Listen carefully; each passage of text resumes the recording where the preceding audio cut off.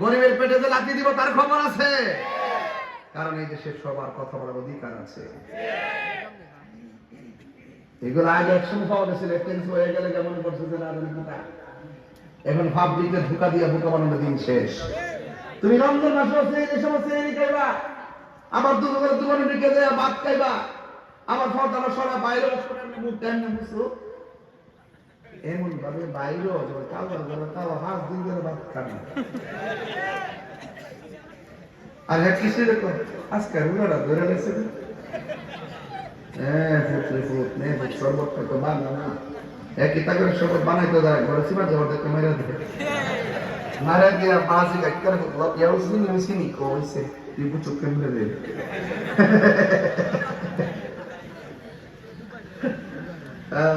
যারা ইমানদার, যারা মুত্তাকি, আল্লাহ বলেন আল্লাকুম তাত্তাকুন, রোজা তোমারে মুত্তাকি বানাইবো। ঠিক কইছি আমার ফুলা ফান্ডি করে ফুলা ফান্ডি আছে কি আর আর দুই হাত দিলে করে আল্লাহু আকবার বলে কেন?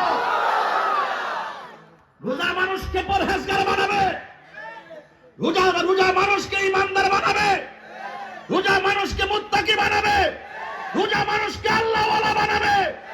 এই রোজার কারণে, মুত্তাকি হওয়ার কারণে আল্লাহ বলছেন আমি তাকে 2টা জান্নাত দিয়ে দিব।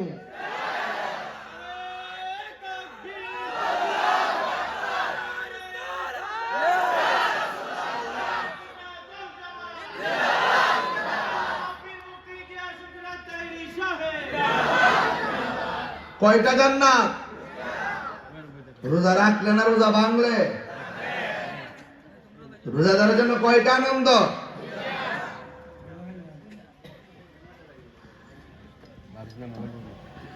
একটা হলো ইফতারের সময়, আর একটা হলো আল ইনদা লেখা এ রব্বিহি, আর একটা হলো আমার আল্লাহর সঙ্গে দিদারের সময় বাজি।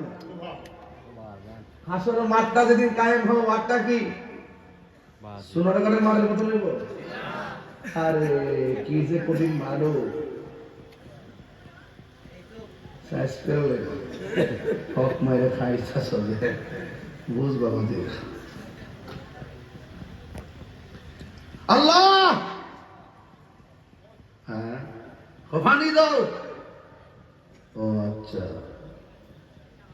আল্লাহ বলে ফেরেশতারা জি সবাই পানি চাইতেছে, 2টা ভাগ কর, মানুষগুলা 2টা ভাগ করবে। বলে যে এই পাশের মানুষগুলারে পুজের পানি দে, জাহান্নামের নিচের পুজের পানি দে, আর ওই পাশের মানুষগুলাকে হাউজে কাউসারের পানি দে। আচ্ছা আপনাদের তো ইনসাফ আছে, বিবেচনা আছে, সত্যি করে কোন আমরা কি হালাল খাইতাম চাই না হারাম? আমরা কি পুজের পানি চাই না হাউজে কাউসার? সবই তো পারাটা তো বুঝি, অন পাইতে গেলে কর্ম করণ লাগবো নি, কথা কেন কর্ম করণ লাগবো নি? বাম পাশের বান্দা গুলা বলবে আল্লাহ গো